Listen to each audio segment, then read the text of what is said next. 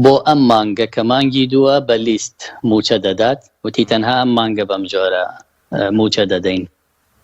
بۆ مانگی سێ وتی دڵنیابن بەبێ تەوتینی ڕەواتبی موەزەفین لە مەصاریفی حکومی لەو مەصاریفانەی کە لە بانقی مەرکەزین من موچە نادەم.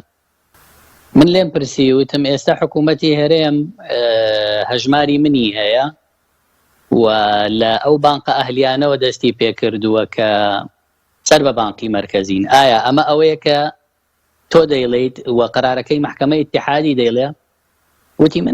وتی من علاقەیەوەم نییە، من بە بانقی دەم. وەزارەتی مالیەی هەرێمە بێ بچێتە وەزارەتی مالیەی ئیتیحادی لەگەڵ ئەوانە ڕێبکەون لەسەر ئەم بابەت.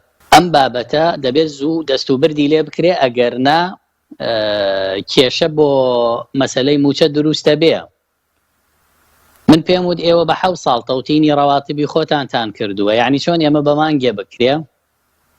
وتی ئەوە کێشەی خۆتانە، بێ بیکەن قەرارەکەی محکەمەی ئیتیحادی ئەڵێ بە بانق، بۆیە لە چەندین بانقەوە ئەبێ بە پەلە حکوومەتی هەرێم دەست پێ بکە. بۆیە بەڕاستی ئەم بابەتە جددیە و دەبێ حکوومەتی هەرێم لە ئێستەوە خەمی بخوات و کارێک نەکا کە مماتەڵە بە ئیشەکە بکە و دوایی بڵێەوە تا بەغدا پارەی نەنار. وەکو تەیب سامی وتی من بە پێی قەراری محکەمەی ئیتیحادی پارە ئەدەم، موچە ئەدەم، حەزەکەن لە 12.67% هەتانە هەر هەمووی بۆ موچە بڕوە.